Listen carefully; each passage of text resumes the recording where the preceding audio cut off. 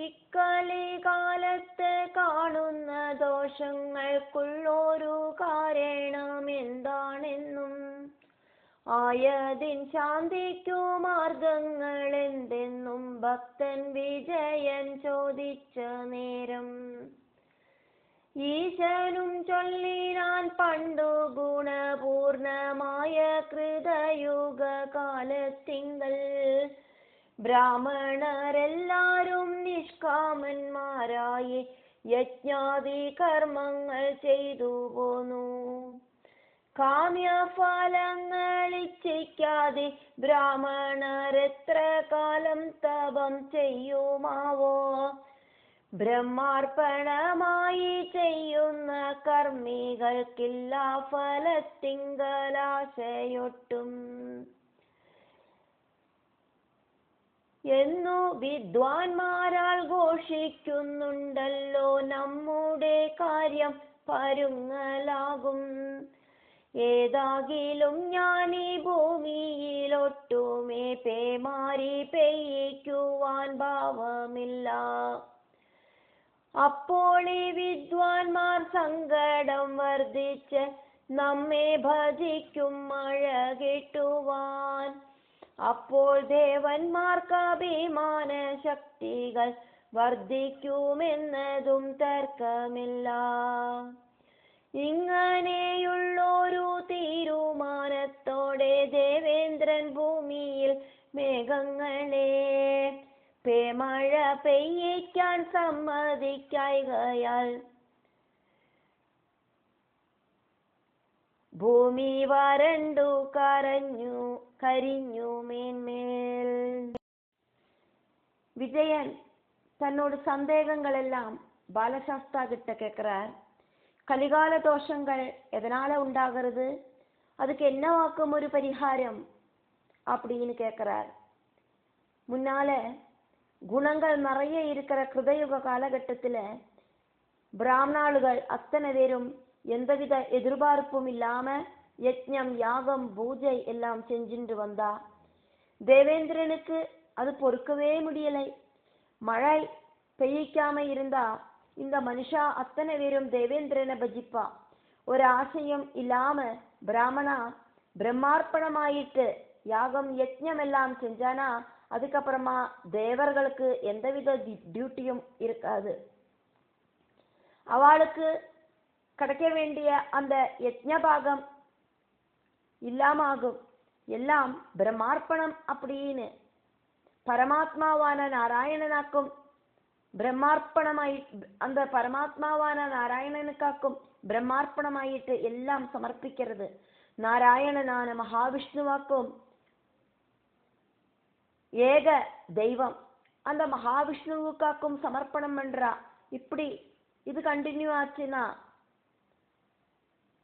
தேவர்களுக்கு எந்த விதமான வேல்யூவும் இருக்காது. அதனால மனுஷா தேவர்களை பஜிக்கணும். அதுக்கான மார்க்கம் என்னவாக்கும் அப்படின்னு தேவேந்திரன் யோசனை பண்றார்.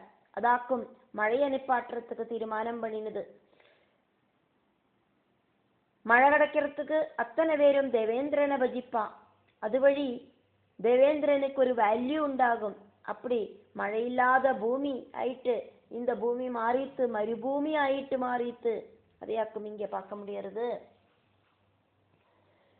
ശുദ്ധ ബ്രഹ്മ വിദ്യാശക്തിയെവിടെ ദേവേന്ദ്രൻ തന്റെ കുശുംബെവിടെ? കാരണമൊന്നും അറിയാതെ ശുദ്ധരാമാരണ സംഘങ്ങൾ വെള്ളം തേടി. ദിവ്യ മഹാമുനിയാകുമ ഗൗതമ ഭക്തവരാശ്രമ തന്നിലെത്തി. ഇന്ദ്രന്റെ വിദ്യകൾ പണ്ടേ അറിഞ്ഞുള്ള ഗൗതമ താപസൻ വിപ്രന്മാരെ സ്വീകരിച്ചെത്രയും ആനന്ദ സമ്പൂർണമാശ്രമം തന്നിൽ വസിപ്പിച്ചല്ലോ. ഗൗതമൻ തന്നൂടെ ദിവ്യാശ്രമസ്ഥലം എത്രയോ മോഹനമെന്നുരയ്ക്കാം. ബ്രഹ്മശക്തി പരബ്രഹ്മശക്തിയോട് വാല്യൂ தெரியாத அந்த தேவேந்திரன் அகங்காரத்தால மதிமறந்த தேவேந்திரன் മഴയെ നിപ്പാട്ടിനാൻ.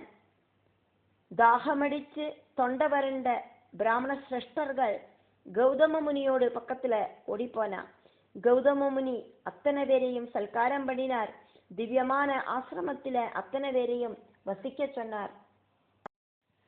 സ്വച്ഛജലം കൊണ്ട് സമ്പൂർണമായുള്ള നല്ല തടാകവും ധേനുക്കളും ശീതള ചായയെ ദാനം ചെയ്തിടുന്ന വള്ളിക്കുടിലുകൾ ശാലകളും എന്താഗ്രഹിച്ചാലും അപ്പോൾ കൊടുക്കുന്ന കൽപ്പക വൃക്ഷമാം ധേനുക്കളാൽ ഐശ്വര്യ സമ്പൂർണമാണ് ദിവ്യാശ്രമം. എല്ലാരും തിങ്ങിയവിടെ പാർത്തു.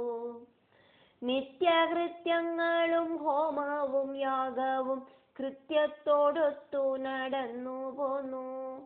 എന്നതു കണ്ടിട്ടു ദേവേന്ദ്രൻ കോപിച്ചു ഗൗതമൻ തന്നെ ചതിക്കുവാനായി. ഉള്ള വഴികളെ ചിന്തിച്ചു കൊണ്ടൊരു നൂലിട്ടു വേഷമെടുത്തു വന്ന് ബ്രഹ്മശക്തി പരബ്രഹ്മശക്തിയോട് വാല്യൂ தெரியாத ഇന്ദ്രൻ, பிரம்மசக்தியோடு வேல்யூ தெரியாத இந்திரன், அந்த பரம்பொருளோடு வேல்யூ தெரியாத இந்திரன், அகங்காரத்தில மதிமறந்த இந்திரன் மழைய நிப்பாட்டினோன்னு அத்தனை பிராமணாலும் யாகம் பண்றவா யஜ்ஞம் பண்றவா அத்தனை பேரும் கௌதம முனியோடு ஆசிரமத்துல வந்து சேர்ந்தா.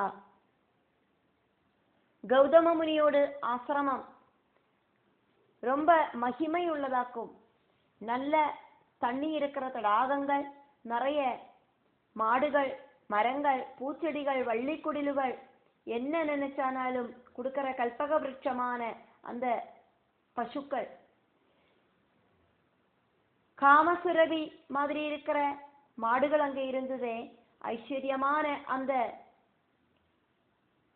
கௌதம ஆசிரமத்தில அந்த பிராமணாலும் முனிகளும் சந்தோஷத்தோடு கூடி ஹோம பூஜாதிகள் எல்லாம் செஞ்சு சந்தோஷமா வாழ்ந்தா. இத பார்த்த தேவேந்திரன் கோபத்தோடு கூடிட்டு கௌதமனை என்ன சொல்லி இந்த கௌதமனை சீட் பண்ணலாம் அப்படின்னு நினைச்சு அதுக்கான வழிகளை சிந்தனை பண்ணி ஒரு பிராமணனோட வேஷத்தை போட்டுண்டு வந்தான். ശങ്കയില്ലാത്തവരോടും ഒരുമിച്ച് താമസമായി പഠിച്ചു കള്ളൻ. അങ്ങനെ വാഴുമ്പോൾ ഇന്ദ്രനാം ബ്രാഹ്മണൻ ഗൗതമ മാമുനി തന്റെ പേരിൽ ഘോരമായുള്ള പശുഹത്യ എന്നൊരു കുറ്റമാരോപിച്ചു മറ്റുള്ളവരെ കഷ്ടം പറഞ്ഞു ധരിപ്പിച്ചും ലോകർക്ക് ബുദ്ധി മാറുന്നതും കഷ്ടകാലം. എന്നാൽ അതൊന്നറിയണമെന്നിച്ഛിച്ച് മറ്റുള്ള വിപ്രന്മാർ കാത്തിരിക്കെ ഇന്ദ്രനൊരു പശു തന്നുടെ വേഷത്തിൽ ഗൗതമൻ തന്നുടെ ചാരത്തെത്തി. ഈശ്വര കാര്യങ്ങൾക്കുള്ള വസ്തുക്കളെ തട്ടിയുടച്ചു തേറിപ്പിക്കയായി. അപ്പശു പ്രേമിയ മാമുനി സത്തമൻ വേറെ വസ്തുക്കൾ ഒരുക്കി വെച്ചു. പിന്നെയും പിന്നെയും വന്ന പശു തന്നെ ഹോമ വസ്തുക്കൾ വികൃതമാക്കി.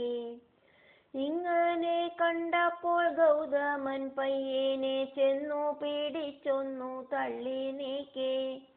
അപ്പോൾ ആ പയ്യു കരഞ്ഞു മറിഞ്ഞു വീണഞ്ചാറു വട്ടം പിടഞ്ഞു. പിന്നെ ചെത്തതുപോലെ ചമഞ്ഞു. അതു കണ്ട് മറ്റുള്ള താടിക്കാർ ഗൗതമനെ പയ്യനെ കൊന്ന മഹാപാപി എന്നൂരച്ചഞ്ചാതെ തല്ലുവാനായി തുനഞ്ഞു. ഗൗതമൻ തന്നുടെ ദിവ്യമാം ദൃഷ്ടിയാൽ കാര്യമർമ്മങ്ങൾ അറിഞ്ഞുകൊണ്ട് ഇന്ദ്രനെയും മറ്റു വിപ്രന്മാർ തന്നെയും ഒന്നിച്ചു തന്നെ വെറുത്തുവത്രേ. തത്വജ്ഞാനങ്ങൾ നാശിക്കട്ടെ എന്നൊരു വാക്കും മുനിവരനോതുകയാൽ വിപ്രന്മാരെല്ലാരും ഗൗതമ ശാപത്താൽ തത്വബോധജ്ഞാനഹീനരായേ ആസുര ബുദ്ധികളായി പതിച്ചതോർത്തേറ്റവും കുണ്ഠിതപ്പെട്ടു. പിന്നെ ശാപമോക്ഷത്തെ യാചിച്ചു മുനീശ്വരൻ ശാന്തഹൃദയനായി പറഞ്ഞു, എന്നുടെ വാക്കു ഫലിക്കാതെ പോകില്ല, മന്ദരെ കേൾക്കുവിനൊന്നുരയ്ക്കാം. നിങ്ങൾ കലികാലത്തിങ്കൽ ജനിച്ചിടും ഭൂമിയിൽ ആസുര ബുദ്ധിയോടെ. கிருதயுகத்தில மனுஷா அத்தனை பேரும் நல்லவாளா இருந்தா. எல்லா யுகத்திலையும் நல்லவாளும் கெட்டவாளும் இருப்பா. இப்போ தேவேந்திரன் தன்னோடு அந்த கெட்ட குணத்தினால பூமியில நல்ல மனுஷால துரோகிச்சான். நல்ல மனுஷால பார்க்கறத தேவேந்திரனுக்கு பொறாமை உண்டாகிறது. மனுஷா நன்னானா எல்லாம் பிரம்மார்ப்பணம் அப்படின்னு சச்சித் ஆனந்தரூபியான சத்தியஸ்வரூபியான நாராயணனில அத்தனை பேரும் மனசர்ப்பிப்பா. இது தேவேந்திரனுக்கு பொறுக்காதே தேவேந்திரனும் தேவர்களுக்கும் டியூட்டி இல்லாம ஆயிடும்.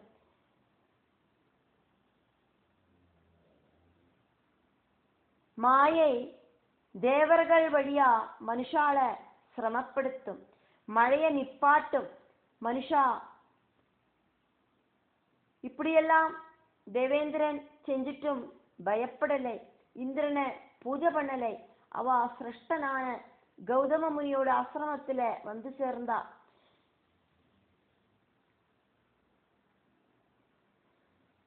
இவாளுக்கெல்லாம் ஆசிரியம் கொடுக்கிற அந்த கௌதம முனிய என்ன சொல்லி ஏமாத்தலாம் அப்படின்னு இந்திரன் அதுக்கான வழிகளை யோசனை பண்ணினான். அதுக்காக பிராமண வேஷத்துல வந்து சேர்ந்தான். அந்த ஆசிரமத்துல இந்திரன் ஒரு பிராமணனோட வேஷம் போட்டுட்டு வாழத் தொடங்கினான். இந்திரனான அந்த பிராமணன் கௌதம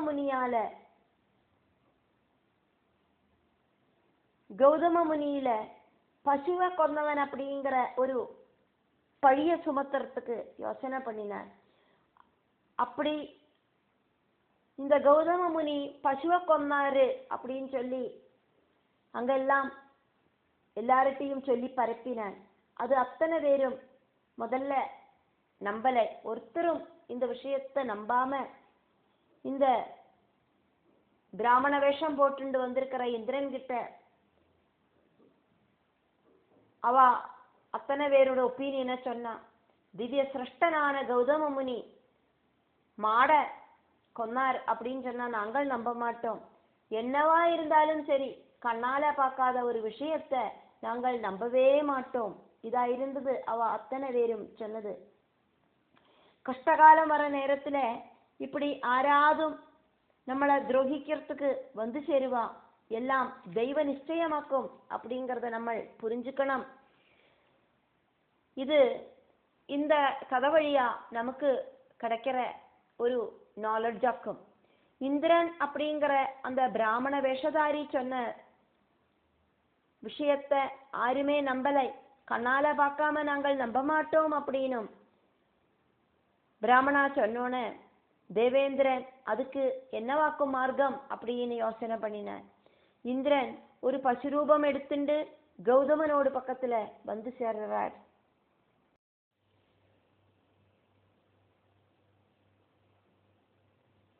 பசுமாடோடு ரூபம் எடுத்துட்டு வந்த இந்திரன் யாக சாதனங்களை தட்டி தொறுப்பிக்கிறார். மாடோடு அந்த அநியாய செய்கைகளை பார்த்துட்டும் மாடுகளை ரொம்ப பாசமா பார்த்துட்டு இருக்கிற அந்த கௌதம மகர்ஷி அந்த குறும்பு பண்ற மாடை ஒன்றும் செய்யலை. மறுபடியும் வேற பொருள்கள் எல்லாம் ஹோமத்துக்கு ரெடியாக்கி வச்சார். மறுபடியும் இந்திரனா இருக்கிற அந்த மாடு ஹோம சாதனங்களை நாசம் பண்ணிட்டு கௌதம மகர்ஷி இந்திரன் அப்படிங்கிற அந்த மாடை மெல்ல நகர்த்தி நிப்பாட்டினார். இந்திரன் அப்படிங்கிற அந்த பசுமாடு அழுதுண்டு அப்படியே உருண்டு கீழே விழுந்து பெருசா சத்தம் போட்டது. அதே மாதிரி இறந்து போன மாதிரி மூச்சு காத்து இல்லாம நடிச்சுது. இதெல்லாம் பார்த்துட்டு அத்தனை பிராமணாலும் மாடக்கொன்ன அந்த கௌதம மகர்ஷிய அடிக்கிறதுக்கு துணியரா. கௌதம முனி அவரோட ஞான திருஷ்டியால அங்க என்னவாக்கும் நடந்தது அப்படிங்கிறத தெரிஞ்சுட்டார். அப்படி இந்திரனையும் அங்க இருக்கிற பிராமணா அத்தனை பேரையும் கௌதம மகர்ஷி ஒரு சேர சபிக்கிறார். இந்த பிராமணால ரொம்ப நன்னா சாபம் போடுறார். உங்களுக்கு கிடைச்ச தத்துவ ஞானம் இல்லாம போகட்டும் அப்படின்னாக்கும் சாபம் கொடுத்தது. ஆறாவது ஏதாவது சொன்னானாக்கா அதை கேட்டுட்டு அது உண்மையாக்குமா இல்லையா அப்படின்னு தீர விசாரிக்காம நீங்க நடந்தது சரியில்லை. அதனால உங்களுக்கு இருக்கிற அத்தனை தத்துவ ஞானமும் இல்லாம போகட்டும் அப்படின்னாக்கும் சாபம் கொடுக்கிறது. அப்படி அந்த பிராமணா அத்தனை பேரும் கௌதம சாபத்தால தத்துவபோதம் இல்லாதவாளாயி இருந்தா. பிரம்மார்ப்பண பாவம் அதோடு கூடிட்டு இல்லாம ஆயிடுத்து. ஆக்ரக சாத்தியத்துக்காக பிராமணா வைதிக கர்மங்கள் செய்யறதுக்கு ஆரம்பிச்சா. அசுர புத்தி வந்து சேர்ந்ததுல பிராமணா துக்கிச்சா. சாபமோட்சம் கொடுக்கணும் அப்படின்னு கௌதமனோட கால்ல போய் விழுந்தா. கௌதம மகர்ஷி ரொம்ப சௌமியமா ரிப்ளை சொல்றார். நான் ஒரு சாபம் கொடுத்துட்டா அதை மாத்தி ஒன்றும் சொல்லறதுக்கு முடியாது. ஆனா நீங்கள் இந்த கலிகாலத்துல அசுர புத்தியோடு கூடிட்டு ஆக்ரகங்கள் ஜாஸ்தியா இருக்கிற பிராமணாளாயிட்டு நீங்கள் ஜனிப்ப அப்படின்னாக்கும் கௌதம மகர்ஷி கொடுத்த அந்த வார்த்தை. பிரவൃத்தியிலையும் சிந்தையிலையும் எல்லாம் ஆசுர குணம் உண்டாயிருக்கும், சத்குணம் இருக்காது அப்படின்னாக்கும் கௌதம மகர்ஷி சொல்றார். அது வேணும் இது வேணும் அப்படிங்கிற ஆசைகள், அதே மாதிரி அடுத்தவாகிட்ட ஒரு பொறாமை குசும்பு குனிஷ்டு, அதே மாதிரி அடுத்தவாளை துரோகிக்கிறது, இந்த மாதிரி புத்தி ஆசுர புத்தி எல்லாம் உங்களுக்கு உண்டாയി வரும். ஆனா ஜென்மம் கொண்டு நீங்கள் எல்லாம் பிராமணாளாவும் இருப்ப அப்படின்னாக்கும் கௌதம மகர்ஷி சாபம் கொடுக்கிறார். അക്കാലത്തത്ഭുത പ്രാഭവം കൊല്ലുന്ന ലോകൈകനാഥൻ പിതാശങ്കരൻ ഭൂലോകനന്ദനാരാമമാം കേരള ഭൂമിയിൽ കാലടി ഗ്രാമം തന്നിൽ. அந்த காலத்துல லோகநாதனான பரமசிவன் பூலோக நந்தன ஆராமமாயிருக்கிற பூங்காவனமாயிருக்கிற அந்த கேரள பூமியில காலடி கிராமத்துல ഭക്താഗ്രണീയാം ശിവഗുരു വിപ്രന്റെ നന്ദനായി ശങ്കരാചാര്യരായി. ரொம்ப ஒரு பக்தனான சிவகுரு அப்படிங்கிற பிராமணனோடு மகனாயிட்டு ശങ്കരാചാര്യരായിട്ട് സർവജ്ഞനായി ലോക വിശ്രുതനായി തീരും, നന്നായി ശാസ്ത്രങ്ങൾ വ്യാഖ്യാനിക്കും. സർവജ്ഞനായിട്ട് இந்த உலகமே புகழறா மாதிரி நன்னா சாஸ்திரங்களெல்லாம் വ്യാഖ്യാനിக்கிறவராயிட்டு വേദഭാഷ്യങ്ങൾ ശരിയായി നിർമ്മിക്കും, ശ്രീകൃഷ്ണ ഗീതയെ വിസ്മരിക്കും. വേദ ഭാഷ്യங்களெல்லாம் நன்னா எழுதுவரவரு, அதே மாதிரி ஸ்ரீகிருஷ்ண கீதையை நன்னா எடுத்து சொல்லுவார் அப்படின்னு பாலசாஸ்தா இங்க விஜயன் கிட்ட சொல்றார். அந்த கலிகாலத்துல இப்படி பகவான் பரமசிவனே சிவகுரு அப்படின்னு பேர் இருக்கிற பிராமணனோடு மகனாயிட்டு சங்கராச்சாரியராயிட்டு ஜென்மம் எடுப்பார். அவர் இந்த உலகத்துக்கு பலவித நன்மைகளை செய்வார் அப்படின்னு இங்க சொல்லப்படுறது.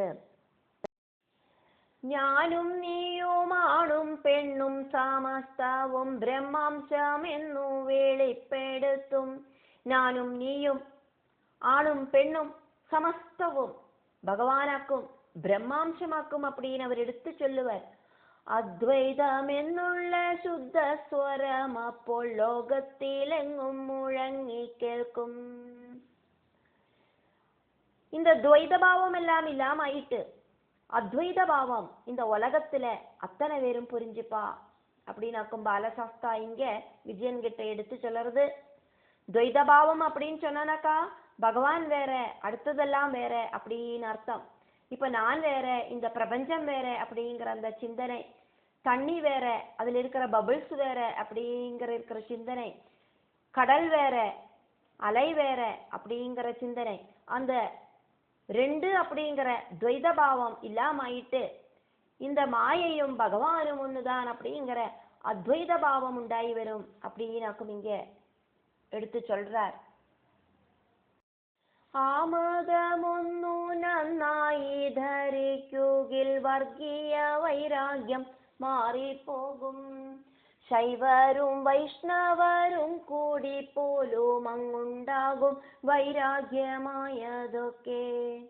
ശങ്കരനാമവൻ ഗ്രന്ഥ നിർമ്മാണത്താൽ വാചാമഗോചര വാഗ്വിലാസാൽ ദിവ്യ കവിതയാൽ ദൈവസ്തുതികളാൽ വാഗ്വാദ വൈഭവരീതികളാൽ നീക്കിക്കളഞ്ഞു സുജ്ഞാന കണ്ണാടിയിൽ ചേർന്ന പൊടിയെ തുടച്ചു മാറ്റും.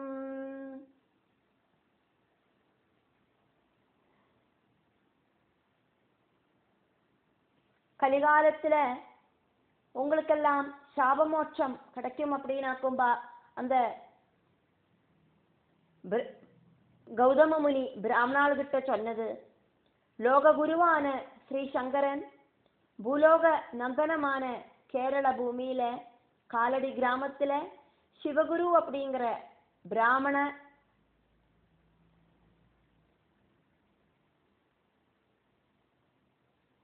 പുത്രനായിട്ട് ഉത്തമ ഭക്തനാன அந்த பிராமண புத்திரனாயிட்டு சங்கராச்சாரியராயிட்டு சர்வசக்தனாயிட்டு உலக புகழ் உள்ளவனாயிட்டு தீர்வர். பரமசிவனோடு அந்த அவதாரமாக்கும் ஸ்ரீ சங்கராச்சாரியர் எல்லா சாஸ்திரங்களையும் வேண்டும் விதம் வியாக்கியானிப்பர், வேத பாஷ்யங்கள் உண்டாக்குவர், ஸ்ரீகிருஷ்ண கீதையை நன்னா எக்ஸ்பிளைன் பண்ணி சொல்லுவர், எல்லா சமஸ்த ஜீவஜாலங்களும் பிரம்மாம்சமாக்கும்னு எடுத்து சொல்லுவர். துவைத பாவம் இல்லாமயிட்டு அத்வைத பாவம் இந்த உலகத்துக்கு புரிய வைப்பர். அது புரிஞ்சதுன்னா இந்த உலகத்துல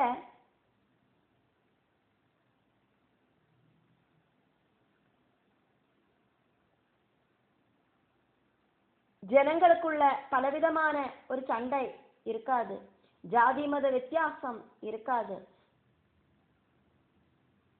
நல்ல திவ்யமான போயம், தெய்வஸ்துதி இதெல்லாம் அவர் எழுதுவர்.